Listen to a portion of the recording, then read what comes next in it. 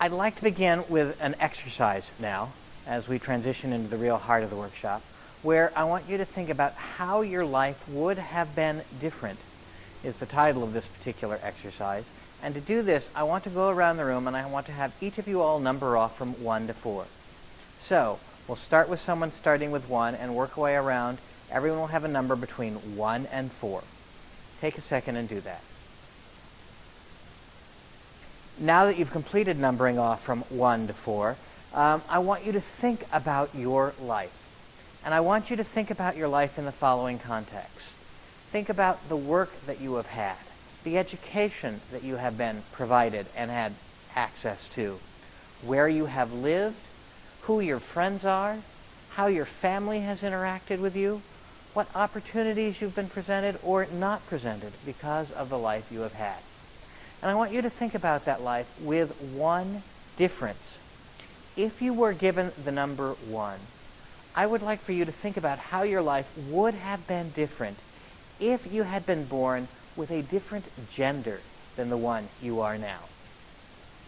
If you are a 2, I would like for you to think about how your life would have been different if you've been born with a different race or ethnicity than the one you have now.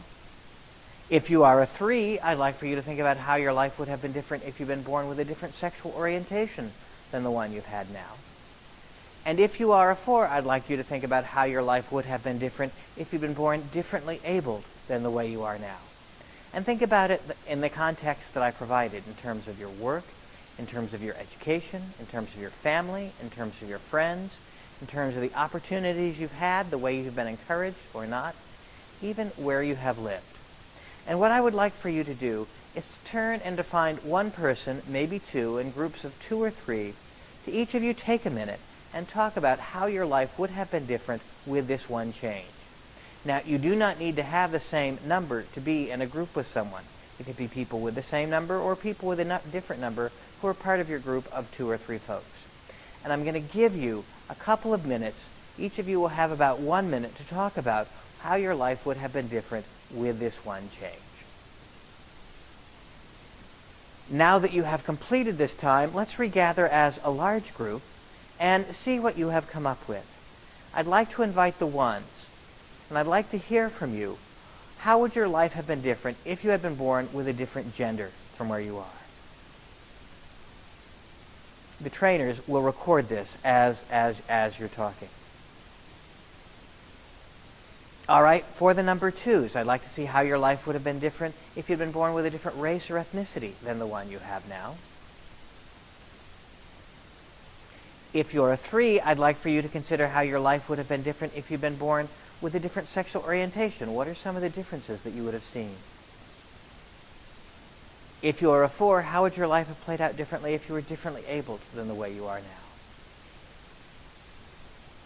As we take a look at the list, we can see that our lives would have been very different with just this one simple change. And there are more ways that you can have probably come up with if we had had more time. One thing I will say about this exercise is this exercise often feels very different for someone who has been a target of oppression as opposed to someone who has lived without it.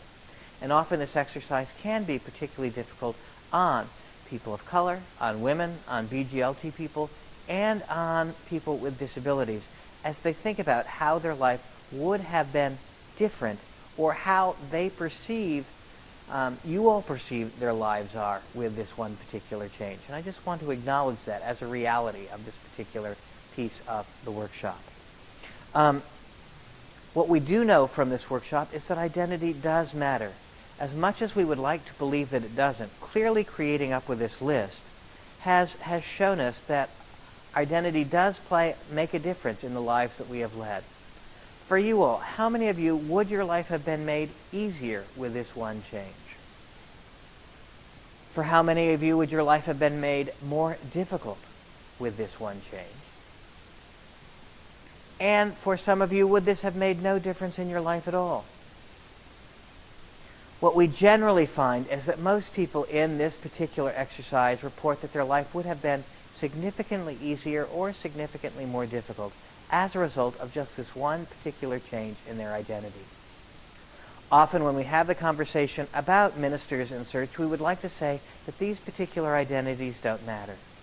And yet when we talk to ministers with these particular identities, we find that they face the same discrimination that we talk about in this particular exercise in their looking for a Unitarian Universalist congregation.